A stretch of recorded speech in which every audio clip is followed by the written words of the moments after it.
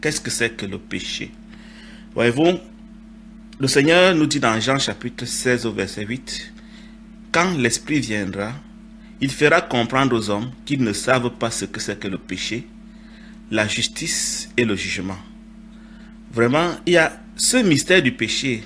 Si nous ne le perçons pas, si nous ne le comprenons pas, nous allons nous targuer d'être enfants de Dieu, sauvés, sanctifiés, justifiés, alors que nous baignons dans le péché par ignorance.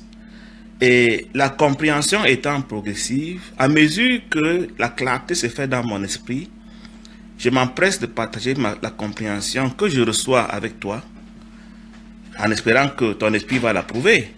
Et si jamais ce n'est pas le cas, pendant la période des questions et des commentaires, des témoignages, tu pourras m'apporter ta compréhension, la correction éventuellement. Donc, c'est quoi le péché? Très vite, il y en a qui vont vous dire le péché, c'est forniquer, mentir, voler, boire, c'est pas moi, paresser, ne pas appartenir à une dénomination religieuse, ne pas prier, ne pas jeûner, que sais-je encore. C'est pas ma compréhension du mystère du péché, et celle qui est la mienne, je voudrais la partager. C'est sûr, c'est pas la première fois que je le dis, je l'ai déjà dit hier, je le dis souvent entre les phrases, je vais encore le redire maintenant. Le péché, fondamentalement, c'est ne pas faire la volonté du souffle sacré. Ça, c'est une phrase que tout le monde peut débiter comme ça. Ça veut dire quoi? Faire ou ne pas faire la volonté du souffle sacré, là réside le piège. Quand je m'amuse souvent à demander aux gens, qu'est-ce que ça veut dire mettre en pratique la parole de Dieu? Parce qu'il y en a qui disent, être enfant de Dieu, c'est mettre en pratique la parole de Dieu. Et je leur demande, c'est quoi mettre en pratique la parole de Dieu? Ben, ça va dans tous les sens, les définitions et les compréhensions des uns et des autres. Pourtant, la Bible répond à cette question. Voyez-vous, quand Christ doit quitter l'univers de la forme et qu'il élève ce que nous appelons souvent, dans un langage un peu élitiste, la prière sacerdotale, dans Jean 17, il va émettre un vœu qui me semble être la définition du péché. Et le vœu, j'ai envie de le lire avec toi, parce que j'aimerais que ce soit, j'espère que je l'ai retrouvé, oui, je l'ai. Donc je vais lire ce vœu que le Seigneur va élever avec toi dans Jean 17 à partir du verset 18. Alors on va lire ensemble. Jean 17 à partir du verset 18, je vais défiler, où il est écrit. Alors, tu m'as envoyé dans le monde, dans l'univers de la forme, de la même façon, j'envoie mes disciples dans l'univers de la forme, dans la 3D, dans cet espace qui est rempli d'ego. Verset 19. Pour eux, je m'offre moi-même entièrement à toi. Pour eux, je lâche prise. Pour eux, je te laisse faire. Pour eux, je deviens un avec toi. Pour eux, je me livre à toi afin que toi-même tu te glorifies au travers de moi. Alors, ils seront eux aussi entièrement à toi par la vérité. Verset 20. Je ne prie pas seulement pour mes disciples que voici. Je prie aussi pour ceux qui vont s'identifier à moi quand ils vont entendre mon témoignage de leur bouche. Verset 21, et c'est la clé. Que tout soit un, Père. Tu vis en moi et je vis en toi. De la même façon, que tous soient un en nous, ainsi le monde saura qu'ils sont vraiment mes disciples. Verset 22, on pourrait s'arrêter au verset 21. Et moi, je leur ai donné la gloire que tu m'as donnée, alors ils seront un, comme nous sommes un. Moi en eux et toi en moi, ainsi ils seront parfaitement un avec nous. C'est alors que le monde saura qu'ils sont vraiment sauvés. Ma compréhension est que là réside la définition de la justice ou du péché, la preuve de ce que je suis sauvé ou que je ne suis pas sauvé, en ceci que je suis un avec mon prochain, je suis un avec Christ et naturellement donc, je suis un avec Elohim. Tu comprends que le Seigneur veut être un avec toute sa création. Comment comprendre cette exigence, cette attente? Nous savons bien le dire. Le Seigneur est omniprésent. Il est partout. C'est ça l'omniprésence. Il n'y a pas un espace de sa création duquel il entend se laisser exclure. Il veut être et il est omniprésent. Le péché, ce sera le fait pour nous de lui contester ce droit à l'omniprésence, cette réalité de son omniprésence. C'est ça le péché. Lui contester son omniprésence quelque part, décider de le chasser quelque part, même si c'est une illusion, pour que nous on règne. Tel est le péché. Et pour le chasser quelque part, forcément, il faut commencer par diviser. Il faut essayer d'avoir la prétention de diviser son univers, afin que, le monde le dit, diviser pour mieux régner. Une fois donc que j'ai divisé son univers, je vais avoir la prétention de régner dans l'espace du morceau du gâteau que je me serais coupé. Donc le péché fondamentalement, c'est travailler à la division de l'univers, même si cette division est illusoire. Dès l'instant où j'ai la pensée de me faire ma part de royaume dans l'univers qui doit être un, je suis dans le péché. Même si je cesse de boire, de manger, de fumer, de forniquer, de voler et que sais-je encore, aussi longtemps que ma conscience est à régner dans un compartiment de l'univers, à la place du Seigneur, je suis un pécheur. Et l'énergie qui nous inspire cette conscience de la division, elle s'appelle l'ego. Donc, pendant que le souffle sacré travaille à la gloire du Seigneur pour que l'univers soit un, l'ego travaille à la gloire de Satan pour que l'univers soit divisé. La division commence par la dualité, elle s'étend en un nombre de morceaux incomptables duquel est fait l'univers de la forme aujourd'hui.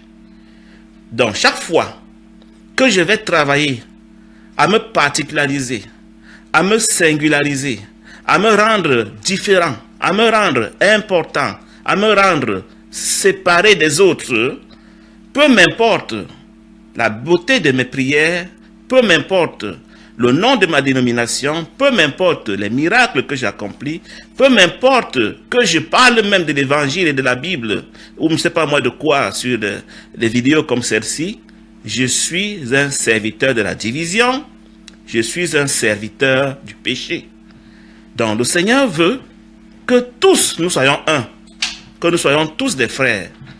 Tu comprends donc que dès l'instant où nous allons constituer des frontières des pays, des frontières des continents, des frontières des entreprises, des frontières des églises, des frontières des familles, des frontières, ma foi, des propriétés privées, des frontières même de corps physique, nous sommes en train de travailler à la division.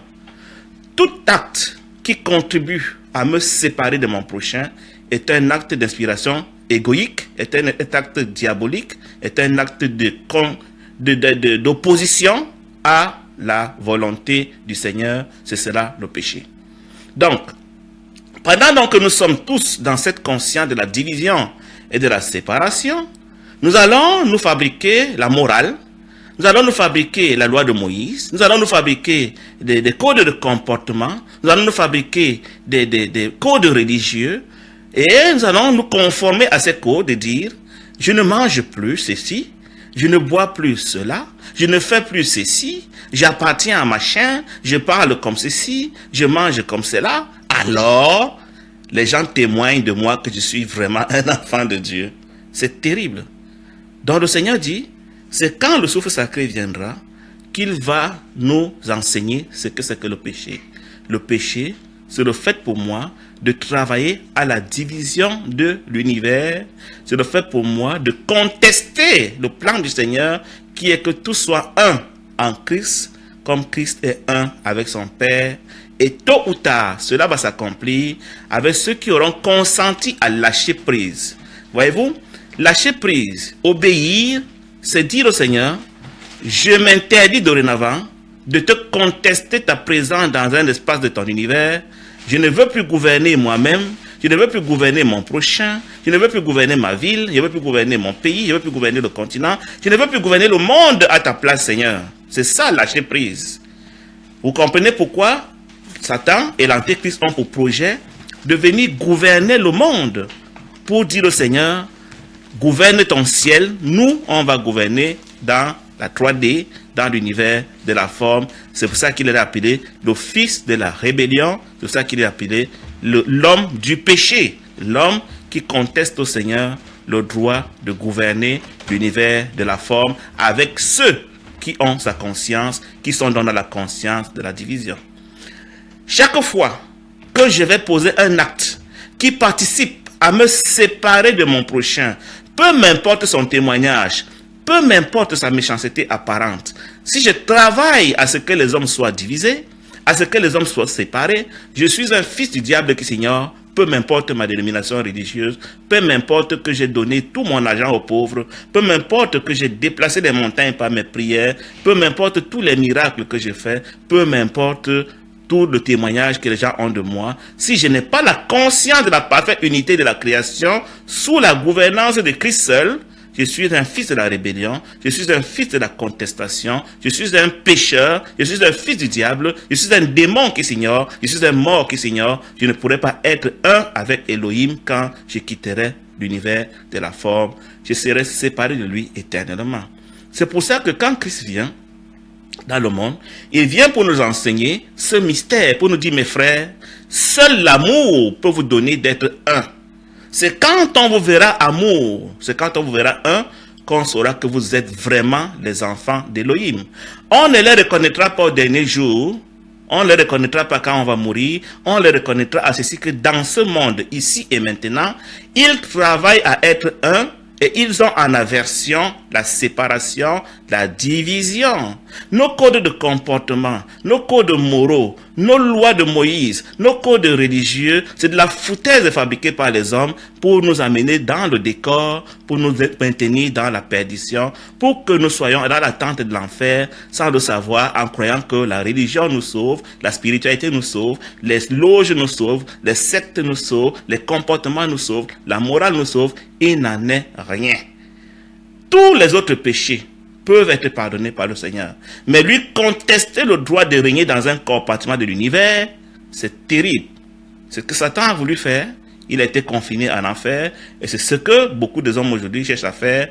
Chaque fois que vous allez voir quelqu'un dirigeant, ma foi, d'une entreprise, d'une famille, d'un village, d'une ville, d'un pays, ma foi, d'une église même, pourquoi pas, d'un groupe qui s'isole dans un bunker, et il y a un gourou dedans, qui est en train de se faire adorer en faisant croire aux autres qui sont en train de servir Dieu, alors que c'est des pécheurs qui s'ignorent parce qu'ils se prennent pour différents, pour importants, pour séparés. Et quand de temps en temps ils vont se manifester, ce sera pour venir démontrer comment ils sont meilleurs que les autres et puis rentrer encore dans leur cachette. Ça, c'est hautement diabolique. Ce que le Père veut, c'est que nous ayons un cœur ouvert à recevoir tous les hommes. Le Père de l'enfant prodige, qui est l'image de notre Père céleste, nous montre comment il reçoit son fils qui s'était rebellé quand l'enfant revient sans lui poser la moindre question. C'est comme ça que le Père nous reçoit et c'est comme ça qu'il faut que nous recevions nos frères, même quand ils auront été horribles avec nous, que nous soyons toujours prêts à faire le pas pour les recevoir, pour la collade de réconciliation, avant que nous ne quittions l'univers de la forme. Ça s'appelle l'amour. Voyez-vous, mes frères, les entités spirituelles nous considèrent comme leur maison. C'est pas moi qui le dis. C'est écrit dans Matthieu chapitre 12, versets 43 à 45, par exemple. C'est Christ qui parle, qui dit que les démons habitent dans nos corps. Quand on a chassé le démon de mon corps, il s'en va dans les lieux arides à chercher un autre corps dans lequel il peut habiter. Mais s'il n'en trouve pas, il revient dans mon corps, et si mon corps n'a pas été verrouillé par le souffle sacré, avec 7 démons encore plus puissants, tel que ma condition d'après est terrible par rapport à ma condition d'avant. Vous comprenez pourquoi, à chaque séance de délivrance supposée dans le mensonge, nous sommes plutôt en train de recevoir 7 démons plus forts que ce que le pasteur dit avoir chassé. Donc, nos séances de prière de délivrance sont en fait des séances de pollution des hommes, de condamnation des hommes, parce que nous ne nous avons pas dit comment fermer la porte par le souffle sacré. Une fois que la prière est finie et que chacun rentre chez lui, des démons reviennent prendre leur place avec des démons plus puissants encore, et nous voilà enfermés dans un cycle de délivrance éternelle avec en prime des offrandes sacrificielles que nous devons faire à l'homme de Dieu pour qu'il prie toujours pour nous chaque jour, et nous devenons ainsi dépendants de lui à sa gloire et pour la gloire de Satan. Donc voilà le cycle dans lequel la religion nous a conduits en prétendant nous faire des séances de délivrance et c'est pas moi de quoi. Alors, il n'y a pas seulement Matthieu 7, 12, verset 43-45 qui nous le dit, il y a aussi 1 Corinthiens chapitre 13, verset 16, où Paul nous dit mot à mot que nous sommes le temple de Dieu. Nous sommes le temple du Saint-Esprit. Notre corps est habité soit par le Saint-Esprit, c'est-à-dire Dieu, soit par Satan, c'est-à-dire les démons. Nous sommes habités les deux. Et comment faire pour gérer dans cette cohabitation? Paul dit dans Romains 7, une voix dans mon cœur me dit que je dois obéir à l'esprit, à mon esprit, à ma conscience, là où habite le Saint-Esprit. Et une autre voix qui habite dans mon mental me dit d'obéir à autre chose. Et je me rends compte que je finis toujours par obéir à ce que mon mental me dit, au lieu d'obéir à ce que le Saint-Esprit me dit dans mon esprit, dans ma conscience. Qu'est-ce que je veux dire par là? Si le Seigneur est omniprésent, vous n'allez pas croire que le Seigneur n'est pas dans mon corps, dans le corps de Hitler, dans le corps de Ben Laden, dans le corps de, je sais pas moi, de Donald Trump, dans le corps de l'homme le plus méchant du monde. Vous n'allez pas me dire ça. Ça dit que le Seigneur n'est pas omniprésent. Il est dans toute conscience, parce que Jacques, chapitre 4, verset 5 nous dit, le Seigneur est jaloux de l'esprit qu'il a fait habiter en nous. Et il n'y a pas un homme qui n'a pas un esprit.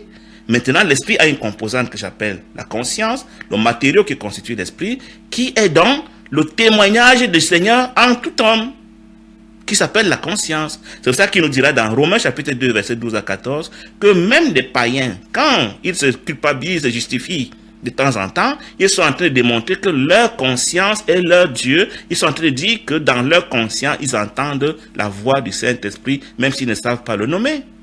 Donc, une manière pour moi de me faciliter la réconciliation avec mon frère, c'est de me souvenir que malgré toute sa méchanceté que je vois, le Seigneur l'aime et que le Seigneur habite en lui. Je voulais te proposer l'image ce matin pour t'aider à aimer ton prochain.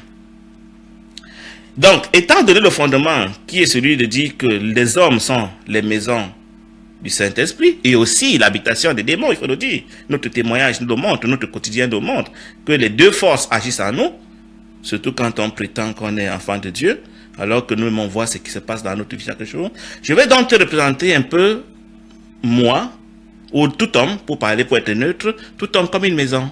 Vous savez, d'habitude, dans une maison, vous avez des salles qui sont parfaitement bien décorées, bien rangées, bien propres. Très souvent, ce sera le salon, parce que c'est le salon que les visiteurs voient d'abord. Et vous aurez aussi des salles qui ne sont pas à montrer au premier venu, au premier visiteur, parce qu'elles ne sont pas bien rangées, elles ne sont pas particulièrement propres, elles sont désordonnées. Ce n'est pas la fierté de la maison qu'on va présenter au visiteur qui va arriver.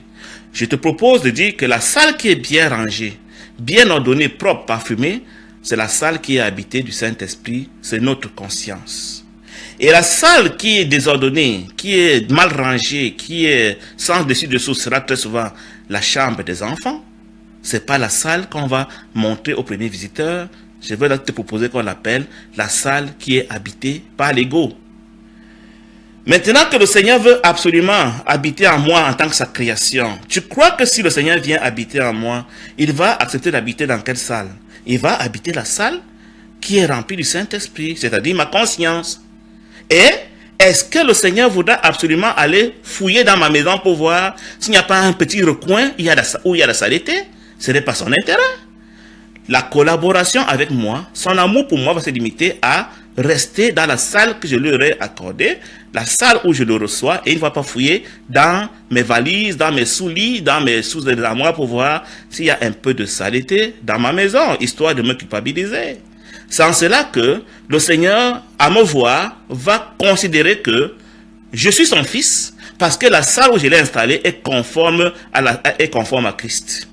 Il va m'aimer pour cette salle dans laquelle il est installé. Maintenant, il y a un autre visiteur qui va arriver, qui lui, au lieu de rester dans la salle de l'innocence, la salle de la justice, la salle de la propriété, va tout de suite courir dans la salle des enfants. Il dit, hé, hé, venez voir ce qu'il y a dans cette chambre. Ce monsieur prétend qu'il est ordonné et discipliné, mais ce que je vois dans cette chambre est dégueulasse. Ce monsieur n'est pas digne de recevoir le Seigneur. Ce bonhomme, ce visiteur, donc, s'appelle l'ego. Donc, l'ego, Satan, son travail sera d'aller fouiller dans ma maison pour trouver les impuretés, pour trouver l'injustice, pour trouver la condamnation, pour trouver l'indignité et me dénoncer au Seigneur pour dire, c'est pas ce que tu fais dans cette maison. Ce bonhomme ne mérite pas que tu le rendes. Viens voir, toi, mais viens voir dans sa chambre. Comment sa chambre est sale. Voyez-vous, nous aurons en notre prochain, vis-à-vis de notre prochain, les deux attitudes, toi et moi. Quand nous allons rencontrer un être humain, nous allons choisir soit d'aller fouiller dans sa salle d'impureté, de saleté, d'indignité, de culpabilité. Alors nous sommes conduits par l'ego. C'est l'ego qui va d'abord aller fouiller dans la poubelle de mon frère pour voir s'il n'y a pas de choses qui peuvent le culpabiliser, qui peuvent me permettre de le condamner. Et l'amour va choisir de voir mon frère comme le Seigneur le voit. Donc, chaque fois que je rencontre un frère, un être humain, ma relation avec lui va me dire l'esprit qui m'anime. Si je suis d'abord porté à le juger, à le condamner, à le culpabiliser, à dénoncer cet art, à aller démontrer qu'il est indigne, à aller démontrer qu'il n'est pas innocent, donc qu'il est coupable, naturellement, je suis habité de l'esprit qui cherche seulement ces choses, dans l'ego. Ça veut dire que c'est l'ego qui part fouiller l'ego. Parce que cette salle qui est sale, pour que je la voie, il faut que j'entre dedans. Et pour que j'entre dedans, il faut forcément que je sois moi aussi égaux.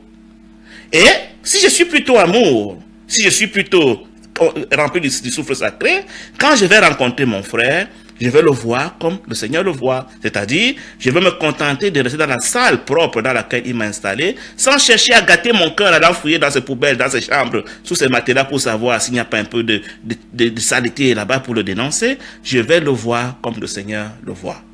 Vous voyez donc que l'amour va me donner de voir mon prochain comme le Seigneur le voit, et l'ego va me donner de voir mon prochain comme Satan le voit.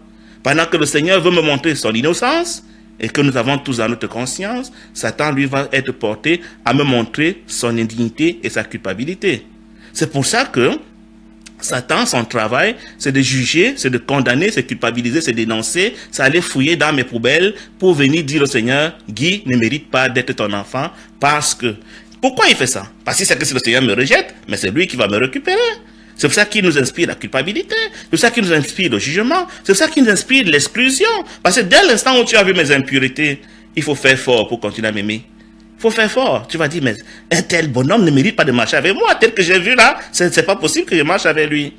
Mais dans l'amour, je vais choisir de ne pas voir ce qui ne m'a pas été montré depuis ma mort. Je vais rester dans la salle de la pureté, dans sa conscience. Je vais vous dire dans la dimension du frère, que le Seigneur aime et que je dois aussi aimer. J'aime souvent donner cette image de ce que vous avez une copine qui a fait un enfant. Vous allez rendre visite à la copine à l'hôpital avec son enfant, elle vient d'accoucher, et puis vous vous rendez compte que l'enfant est vraiment laid. Vous dites à la femme, vraiment ma copine, je t'aime bien, je ne peux pas te mentir, ton enfant est un monstre. Vous croyez que cette copine va vous aimer? C'est ce que nous faisons quand nous jugeons les hommes que le Seigneur aime. Quand nous condamnons les hommes que le Seigneur aime.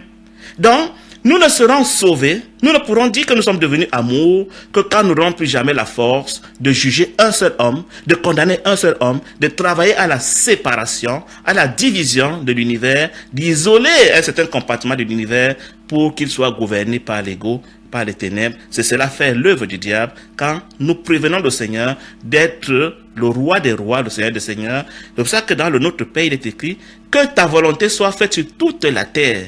Et tous les contestataires qui ne veulent pas que sa volonté soit faite sur un compartiment de l'univers, ce sera leur maison, ce sera leur mental, ce sera leur porte-monnaie, ce sera leur famille, leur entreprise, leur église, je ne sais pas moi quoi, leur groupe spirituel, ce sera leur pays, leur nation, voire toute la terre entière, sont donc les pécheurs. C'est cela le péché. Donc, il est question pour nous d'avoir un cœur ouvert à aimer tous les hommes. Et un test pour savoir si j'aime tous les hommes, ce sera que j'imagine bien cet homme, cette prostituée, ce bandit, cette criminelle. Il dit, oh Seigneur, que sera beau de retrouver cet homme au paradis. C'est signe que je ne l'ai pas condamné. Mais si je l'ai condamné, dans mon cœur, je le verrai déjà en train de brûler dans les feux de l'enfer. À la limite, je vais jeter le feu sur lui. Parce qu'il est un sorcier, parce qu'il m'a fait du mal. Je vais creuser un trou pour qu'il tombe dedans. En citant des versets bibliques. Parce qu'il y a des versets bibliques qui soutiennent tout ça. La Bible permet de tout soutenir. Donc, je vais jeter le feu sur lui. Je vais le jeter dans les terrains de l'abîme. Parce qu'il est très méchant. Il mérite ce qu'il a eu. Signe que je suis un fils de la perdition. Vous savez, quand les disciples avaient vu, je ne sais pas moi comment l'histoire se raconte dans la Bible, j'ai très bien ça dans la mémoire. Ils ont demandé au Seigneur, est-ce que tu veux qu'on invoque le feu pour qu'il descende sur eux et les brûle? Le Seigneur leur a dit, vous ne savez pas par quel esprit vous venez de parler. Vous venez de parler là par l'esprit de Satan. Je ne suis pas venu pour juger, je suis venu pour que le monde soit sauvé par moi. Donc, ce sera le péché, mes frères. Le péché, ce sera le fait pour moi de vouloir diviser le monde pour concéder une partie du monde à Satan. Ce sera être serviteur de Satan. Et chaque relation humaine est un test pour moi pour voir si j'appartiens au un ou si j'appartiens à la division. Si j'exclus une seule personne du royaume, peu m'importe sa méchanceté apparente, je suis un fils du diable parce que le fils de la vie a dit, je ne suis pas venu pour que le monde soit jugé par moi, mais pour que le monde soit sauvé par moi.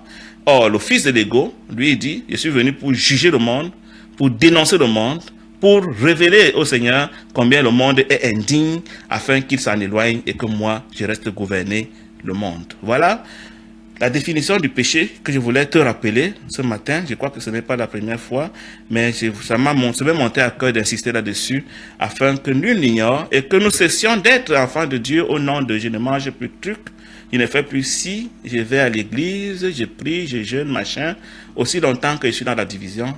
Comme dit 1 Corinthiens 13, peu m'importe que tu déplaces des montagnes, peu m'importe que les gens te louent, peu m'importe que tu ne manges pas, que tu ne boives pas, si tu es conduit par l'ego, c'est-à-dire que si tu n'es pas dans la conscience du un universel de tous les hommes, tu n'es pas sauvé. Et une sœur m'interpellait l'autre jour, elle me dit, comment peux-tu me demander d'aimer les gens les plus méchants, les sorciers qui veulent me tuer? Le Seigneur a mangé avec Judas pendant 3 ans. Et pourtant, Judas planifiait de le tuer. Si nous sommes du Seigneur, forcément, nous allons avoir la même conscience que lui et aimer nos ennemis.